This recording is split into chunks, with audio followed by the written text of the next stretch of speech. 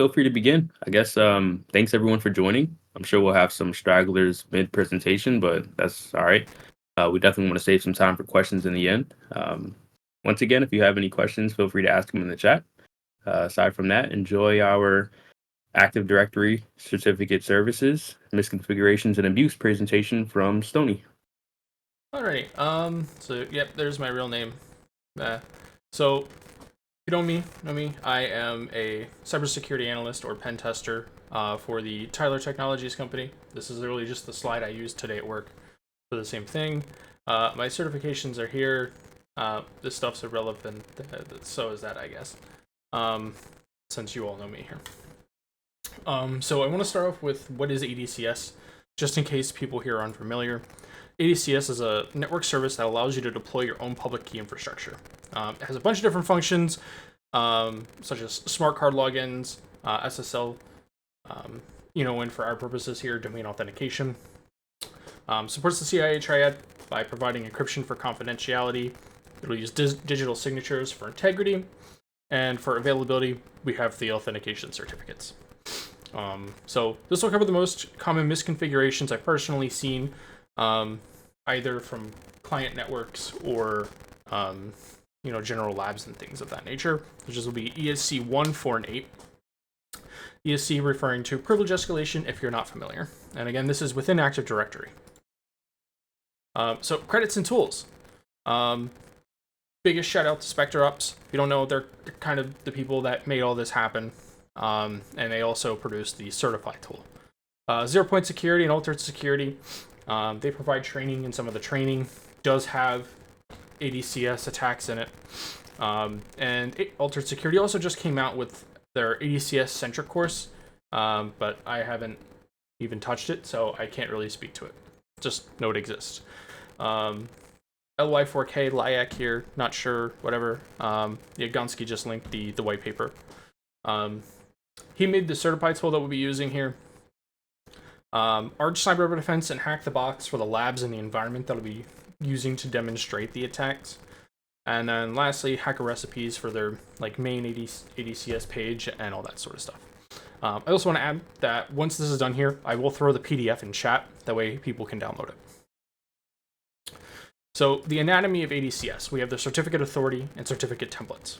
The certificate authority is the server hosting the templates. It's like the control center, and it's going to be domain facing. It can be hosted in the cloud, but that's just not a good idea.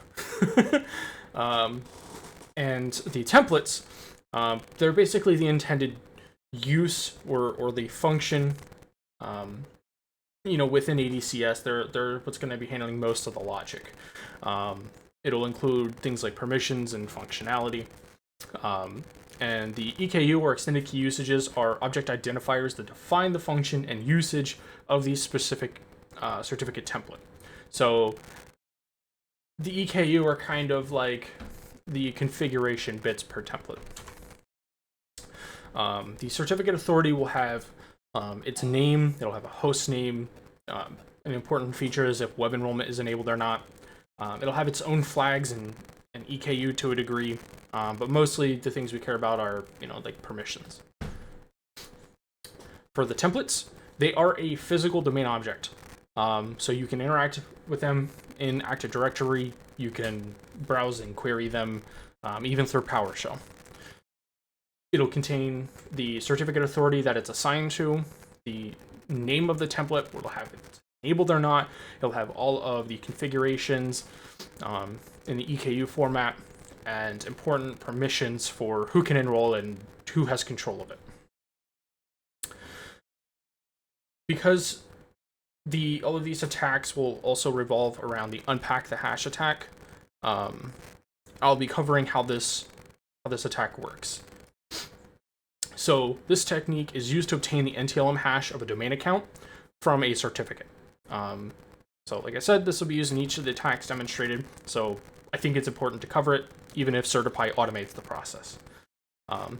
This technique does revolve around Kerberos authentication using PKI in it, so if you're not familiar with Kerberos and how it works, this may be hard to understand. How it works is when a ticket granting ticket's requested with the PKI init, the NTLM hash is added in the pack credential field inside of the ticket granting ticket. And it's in there just in case Kerberos is not a supported authentication protocol for the targeted service. The pack is encrypted at this point with KRB TGT account hash or key. This basically means that, from our standpoint, we really can't extract the NTLM hash from it, because otherwise you would have, already compromised the domain, and at this point, this attack is irrelevant. However, if we utilize that ticket granting ticket to request a ticket granting service ticket, the same structure is added, that ticket granting ticket is added, but it's ciphered or encrypted with the session key. The session key can actually be extracted and be used to decrypt the pack and the pack credential field, which allows us to then extract the NTLM hash of the authenticating protocol. And if we look at this a chart here, graph, whatever, that I did not make, we can see a normal Kerberos as rep handshake here. Nothing too interesting, but it doesn't contain the pack credential info field because PKI init was not present. However, with PKI init present, we request the TGT, and while the NTLM hash is in the pack credential field, we can't decrypt it. So we request a TGS, and on the way, once it gets back to us, we can then take the session key and decrypt the pack and the pack credential info and extract the NT and LM or NTLM hash. Moving onward, we'll cover the ESC1 attack. This is probably the single most popular attack I've used as far as all of ADCS, and it's also sort of the scariest for that reason. So this occurs when a template is over-permissioned, and it usually results in complete domain compromise. The requirements for this attack is we need client authentication to be set to true, so the PKI init extended key usage has to be there. We also need the enrollee supply subject certificate name flag, which is the subject alternative name EKU. And we need the ability to enroll any valid domain account that fits the criteria. And again, we'll be using the certify tool.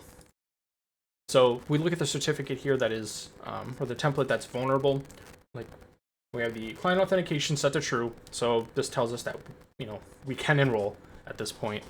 The certificate name flag tells us that the enrollee supply subject, so we can impersonate whoever we want.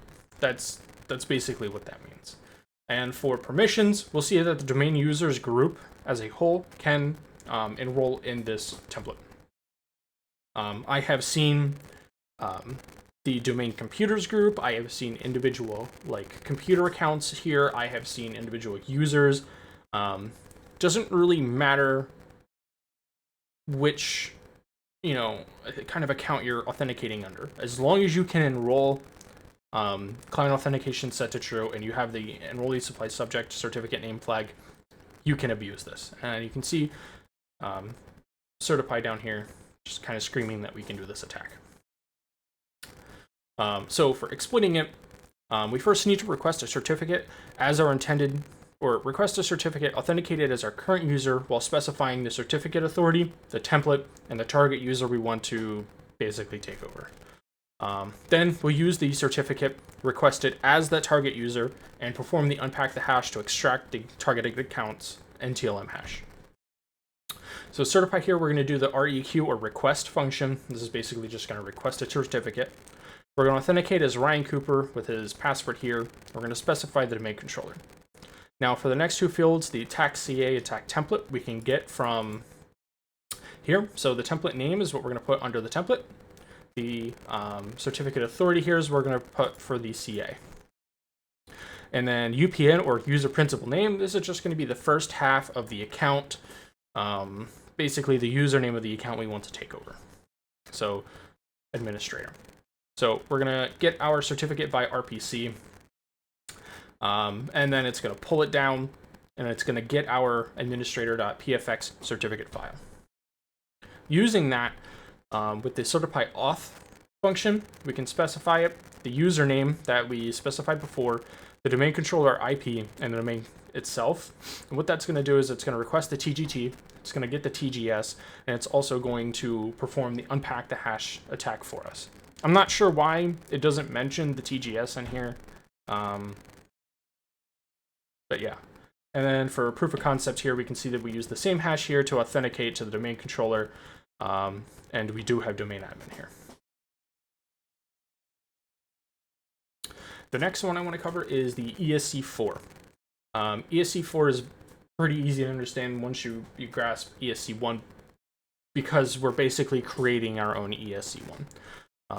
So like ESC1, this occurs when a template is over-permissioned and usually results in complete domain compromise. Basic permissions are write permissions over a template and the ability to authenticate as that user.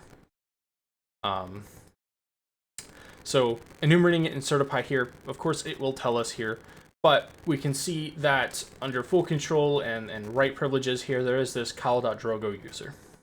I've never seen Game of Thrones, so if I'm butchering that name, forgive me.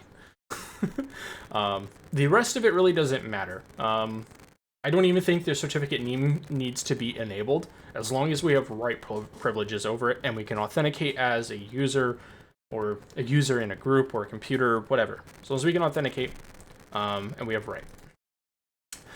So to exploit this, we'll need to first make a backup of the template while modifying it to be vulnerable to ESC1.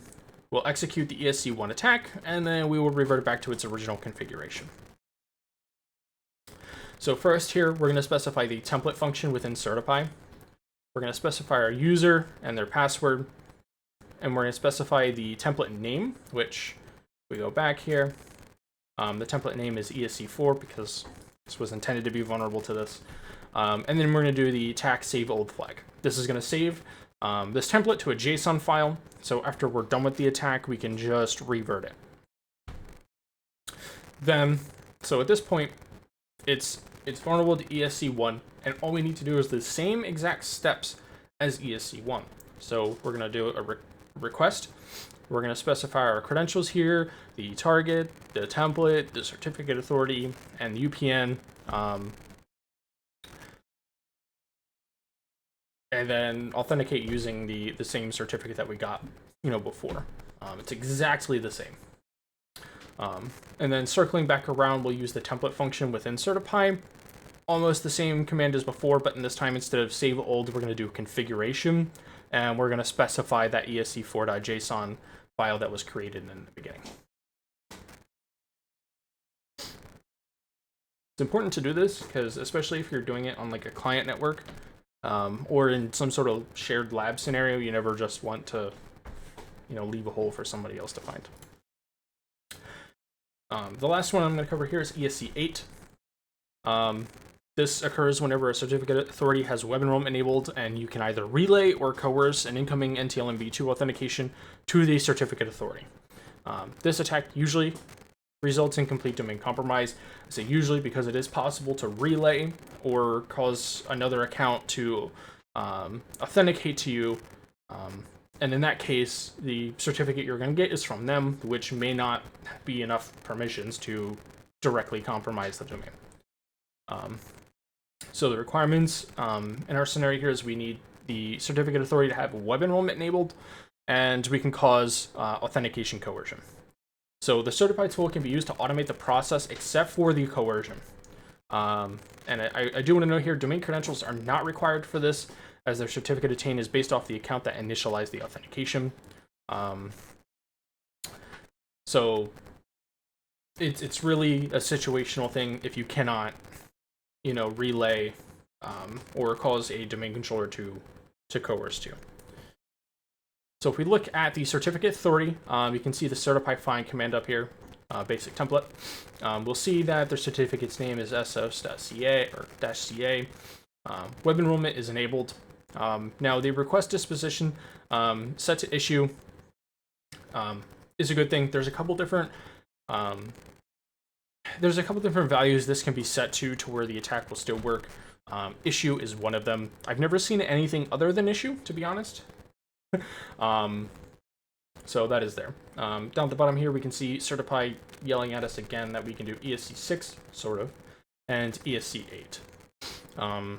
ESC6 may not work after May 2022 on some versions of Windows Server due to it being patched.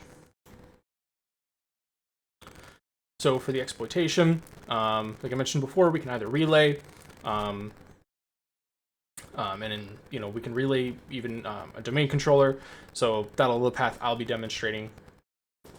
I basically went over everything in here already, so I'll skip the slide. Let me switch to pen here. So the first step will be the certify relay command. So we're going to specify the template of a domain controller. So this is going to tell certify to listen for a domain controller, and it'll stop right here and wait for us. At that point, we're going to come over here to our coercing tool, or however we do this. We can do this from a reverse shell on another machine, or with credentials, or even without credentials. However, you can cause authentication coercion, or realistically, in a real-world network, you can just kind of wait. So what we're going to do here is we're going to say our local address. This is going to be our attacking IP, and then the target machine. This is going to be the domain controller in the network. So it's going to start coercing. It's going to fail a few times here, but it does eventually get to one that works. So whenever this works, it's going to tell the target domain controller to authenticate to us. And since we're listening for that, Certify is going to go ahead and request the certificate for this domain computer and pull down its certificate. So now we have a certificate as the domain controller. And similarly, like before, we're going to use the certify auth command specifying our certificate here.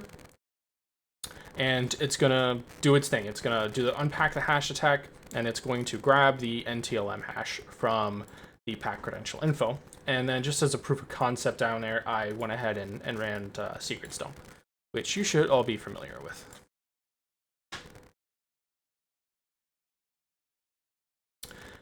So for remediation, there's no real way to patch most of the ADCS quote-unquote vulnerabilities, as we're simply abusing intended functionality or misconfigurations. The best way to mitigate for this is based on the principle of least privilege. You can do things such as enabling the certificate manager approval flag. For certain circumstances, you can remove the enrollee supply subject flag,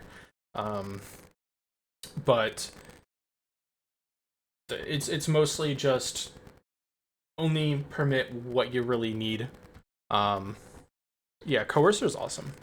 And Microsoft actually does have its own document on securing the PKI, and the hyperlink will be in here whenever I share the shares. And that is kind of basically it. If anybody has any questions, feel free to ask them in chat. You can raise your hand, I do believe.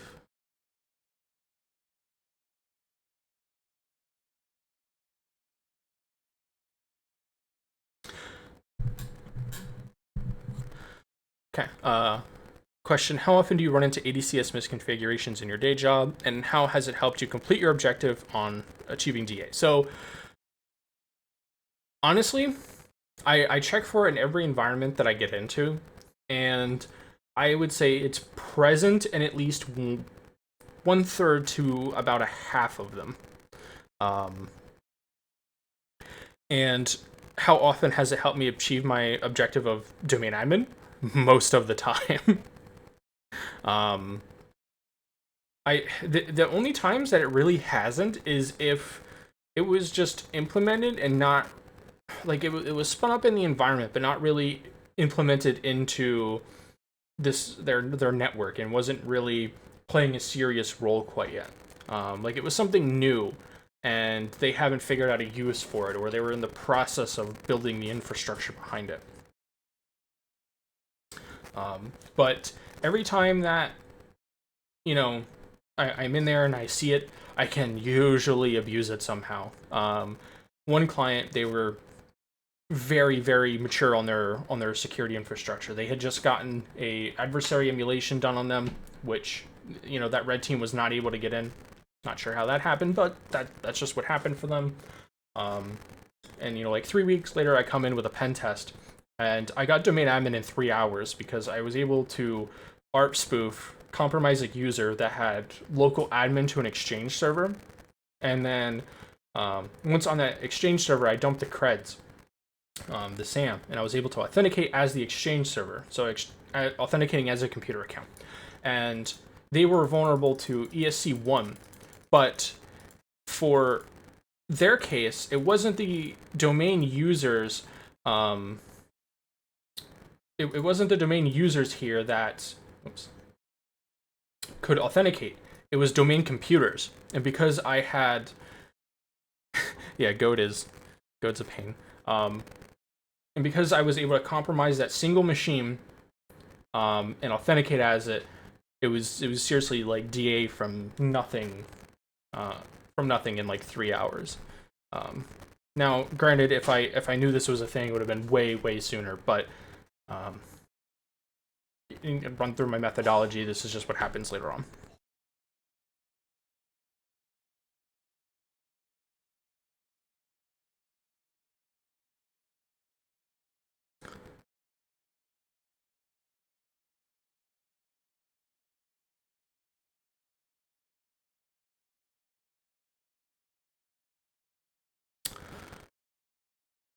Ever run into false positive, false negatives, i.e. Certify doesn't find a vulnerable template or a flags template, but there's a mitigation in place? Not really. Certify hasn't really failed me in any sort of way. Aside from sometimes it has issues saving files. In that case, there's the TAC standard out, or something of that nature. There's a way to just print the output to the screen, and that took care of it. But I've never ran into a vulnerable template and tried to exploit it, and it just didn't work due to some sort of mitigation. That's never happened.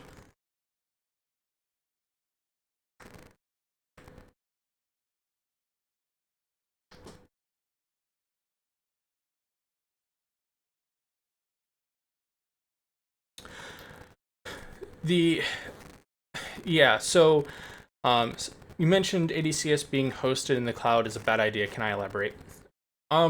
Latency is kind of one of them, but also it's just impractical. Like, it's possible, but it's just like, unless the majority of your infrastructure is already in the cloud, there's kind of no real point in doing it. It's just extra work. And it's slower. And, plus that also opens you up to other risks to do with the cloud.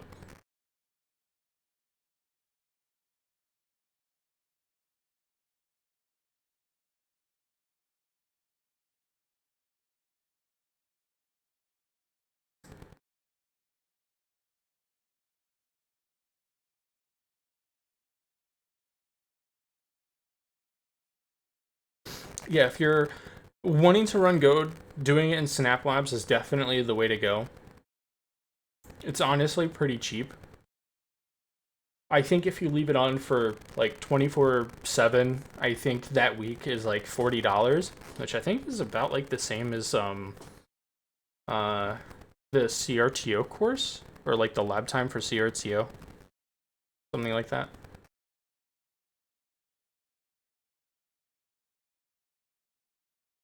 Which I think everything that would be in the CRTO lab is in Go in some fashion.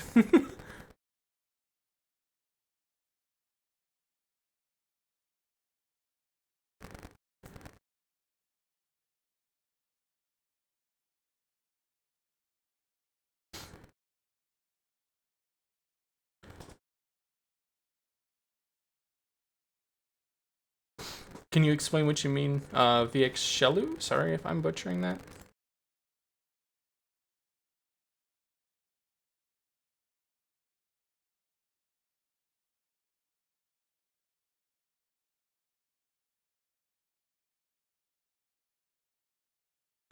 Yeah, I will be sharing the slides here shortly. I just have to export this as a PDF, and then I'll drop it in this chat here. I'll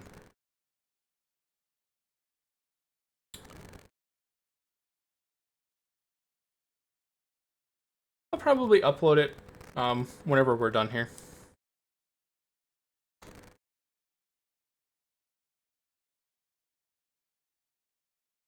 I'll probably post it in the general chat unless OXP, you want to drop it in like announcements or something as like a recording.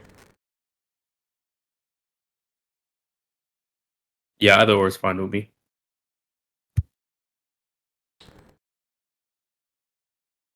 Does anybody else have any questions?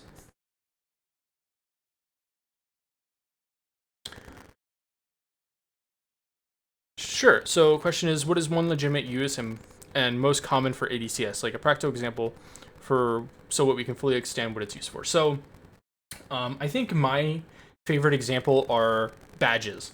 Like, do you know how you can get a badge that you can, like badge yourself into a building? It's very possible that those badges are using ADCS to authenticate you to the domain to let you in to, let's say, your building, your office, or something like that. Additionally, PKINet uses 509 dot something X or whatever the number is certificates. So it can be used in a bunch of different ways. Yeah. Don't forget to say please like and subscribe and hit that like button and all the things and share and comment.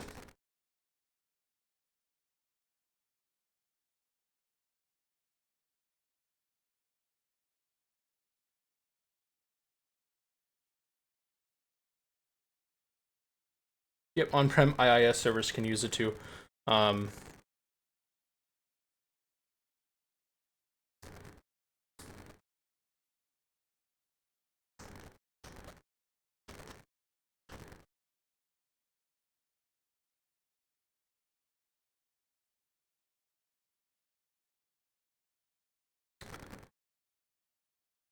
Why is Go painful? It's mostly it's painful setting up like in virtual machines or hardware. It's just like an absolute nightmare. Uses Vagrant. But if you use it in Snap Labs, it's all automated and it just works. The only real downside is I don't think you can do one of the footholds that they have set up for you from a VPN. You have to use the Kali machine built in. So with ESC1, are you elevating to DA right off the bat, or is that a local admin you're getting? It can be any user in the domain, or even a computer. Any account in the domain, anything with a user principal name, you can request a certificate on, like, as that user. So if you're Bob from accounting and you can enrollee supply subject means whoever's enrolling supplies the username to authenticate as, like, on the side. So like in my thing here, I use administrator, but I can pick any account. In real life on networks, I don't use the administrator account. There's hopefully extra protections in place for that account. All this extra stuff, or it could even be disabled. So once I have a foothold in a domain, I can just run a command to get a list of all of the domain admin accounts, or look in Bloodhound, and I'll just pick one DA user to use, pick on them, have their name show up in all the reports.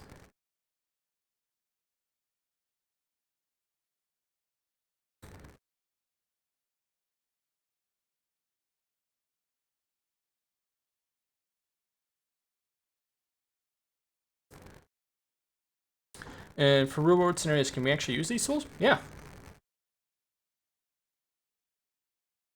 I mean, Coercion is still kind of like sketchy. Like it kind of can beat up a machine, because it is trying a bunch of different stuff here. I don't have. I mean, I have used it, but it's just, if you have a better option, use it. Yeah, like if I happen to find a question is you'd select the easiest account to exploit, I assume, right? Yeah. So like for ESC1 or 4, if I can choose an account in here, or like if let's say domain users is not in here and it's like a specific group or a specific user, I can try and work out a way to compromise that user. Like if I were to compromise a user in some fashion, like I was able to get a ticket granting ticket as them, but like I don't have, their hash or anything like that. I could use that ticket granting ticket to kind of finish out this attack. So you don't have to have completely directly compromised a user. You just need to be able to authenticate to them in somehow. If you don't have their account, it's going to be way more steps and not as easy. But yeah, it is technically possible.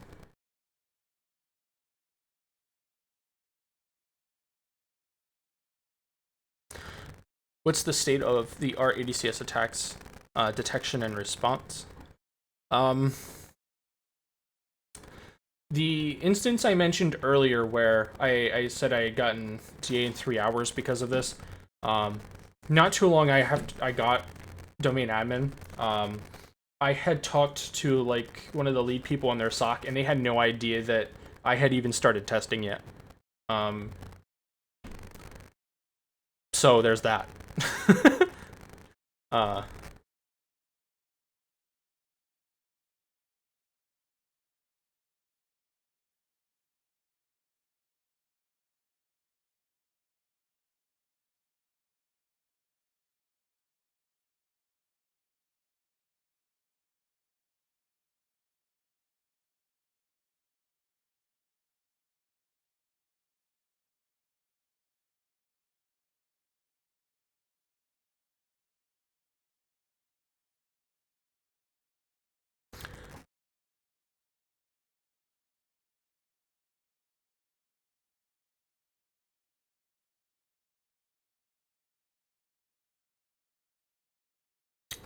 Alright, does anybody else have any questions? Otherwise, I will stop the recording here and wrap up.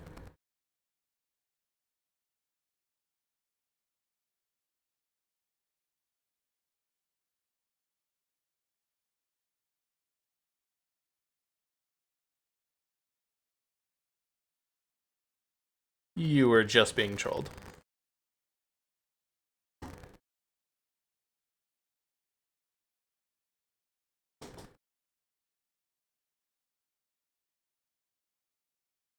Or at least I hope so.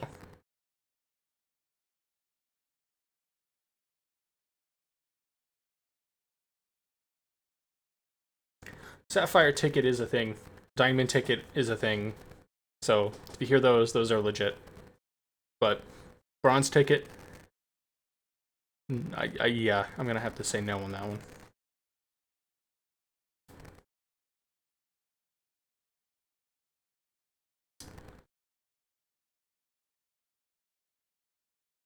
Alright, I'm gonna go ahead here and stop recording.